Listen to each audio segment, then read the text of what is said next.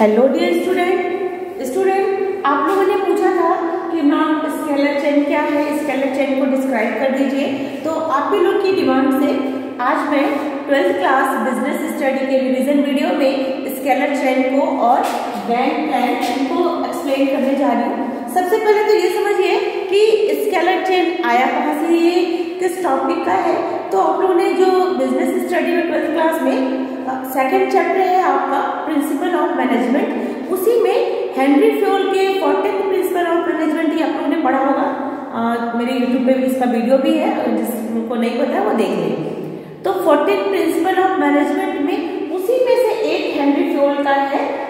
Scalar chain, सोपान श्रृंखला, इसका सिद्धांत उन्होंने दिया है। तो ये जो हेनरी फ्योल का ये जो हमारा सिद्धांत है सोपान श्रृंखला स्केलर चेन का ये जो सिद्धांत है, इसमें क्या है, हेनरी फ्योल मैनेजमेंट के लिए जाने जाते हैं, मैनेजमेंट का उन्होंने सिद्धांत दिया है।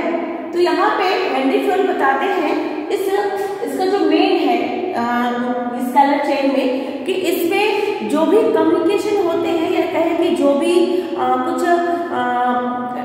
कमांड दिए जाते हैं वो टॉप लेवल मैनेजमेंट से टॉप टू बॉटम की तरफ होता है। यहाँ पर ऊपर से नीचे की तरफ कोई भी संवाद होता है, कोई भी इंस्ट्रक्शन होता है, कोई भी ऑर्डर होता है, तो ये ऊपर से नीचे की तरफ दिया जाता है। जैसे अगर हम लोग इसको एक डायग्राम में इधर बना रखा है, इस डायग्राम से समझते हैं स्केलर चेन को। अगर ए क्या है, हमारा टॉप लेवल मैनेजमेंट है। अगर आप इसको ए को आप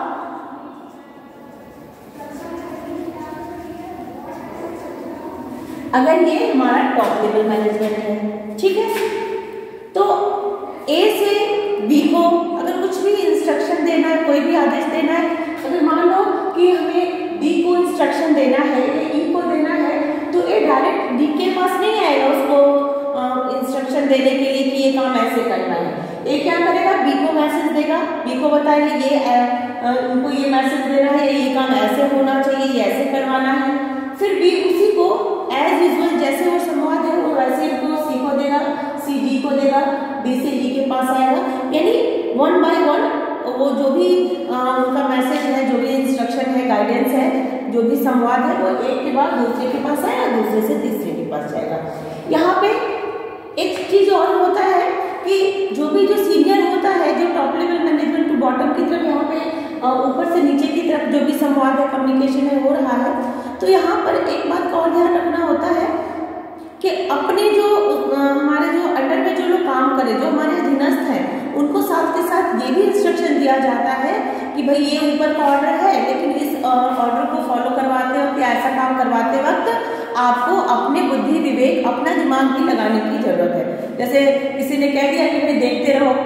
ये देखते रहना, यहाँ पे काम अच्छे से हो रहा है तो देखते रहो, अब पता चला दुर्घटना हो गई, आप देख ही रहे हैं। तो ऐसा नहीं होना चाहिए। यानी कि ऊपर का ऑर्डर तो है कि भाई आपको ये काम करना है, लेकिन साथ ही अपना विवेक भी, अपना प्रेजेंस ऑफ माइंड भी इस्तेमाल करना है। अगर ऐसे तो है कि वन बाय वन एक दूसरे को देना है, और अगर मान लीजिए कि यहाँ पे एफ है, एफ को पी से कांटेक्ट करना है, तो उसका भी वही रूल है कि एफ डायरेक्ट पी को कांटेक्ट नहीं करेगा। एफ कैसे करेगा, एफ ई को कांटेक्ट करेगा, ई से परमिशन लेगा, फिर डी को बताएगा, डी से परमिशन लेगा, सी से, फिर बी से, फिर ए से, और इन सब से परमिशन लेने के बाद फिर जो चेन बनी है, जैसे एल से लेगा, बताएगा उनको, एम को मैसेज करेगा, एन को करेगा, ओ को करेगा, और तब जाके पी से यानी संपर्क कर पाएगा। अगर एफ को यहाँ बैठे पी अधिकारी, जो भी उसका सीनियर होगा या उसके लेवल का ही है, उससे कांटेक्ट करना है, तो एफ डायरेक्ट कांटेक्ट नहीं करेगा। यही हमारा स्केलर चेन बताता है कि मतलब हर अधिकारी को अपने अधिकार और अपने जो उसके राइट्स और लायबिलिटीज हैं उसका ध्यान रखते हुए एक दूसरे किसी के भी मतलब राइट्स को के बीच में आपको टांग नहीं लगाना है कि भाई हम सीनियर हैं तो हम कुछ भी कर सकते हैं। नहीं, जो भी आपके अंडर में जो भी अधीनस्थ अधिकारी है या जो भी वन बाय वन आपको पास करना है और उसी के अकॉर्डिंग फिर आपको काम करवाना है। फिर जो नेक्स्ट है,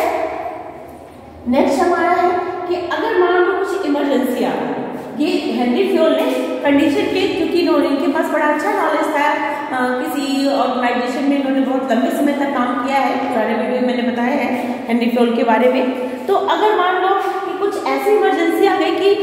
एफ के पास इतना टाइम नहीं है कि वो सबसे परमिशन ले फिर पी को कॉन्टेक्ट करे, तो सिचुएशन के अकॉर्डिंग अगर उसके पास ऐसा इतना टाइम नहीं है, कुछ क्विक डिसीजन लेना है, तत्काल निर्णय लेना है अगर, तो वैसी दशा में एफ पी से डायरेक्ट कांटेक्ट कर सकता है। और जब ये सिचुएशन के अकॉर्डिंग टू सिचुएशन, हर कंडीशन में नहीं कर सकता है। नॉर्मली स्केलर चेन में क्या है कि 1 by 1 जैसे जो भी जिसका सीनियर है उसी के अनुसार करना है, और ऊपर से नीचे की तरफ भी संवाद का जो भी इंस्ट्रक्शन है उसको दिया जाता है। लेकिन कोई स्पेशल कंडीशन में हम डायरेक्ट संपर्क स्थापित कर सकते हैं, पर उसके लिए वैसा कंडीशन होना चाहिए। और अगर डायरेक्ट कांटेक्ट करते हैं तो उसको समतल संपर्क यानी कि गैंगप्लैंक कहते हैं। ये गैंगप्लैंक में इसमें अगर कभी कुछ ऐसी कंडीशन आ गई कि भाई हमारे पास टाइम नहीं है कि हम सबसे परमिशन लें, तो भी इसको क्या चाहिए कि अपने आसपास के जो इसका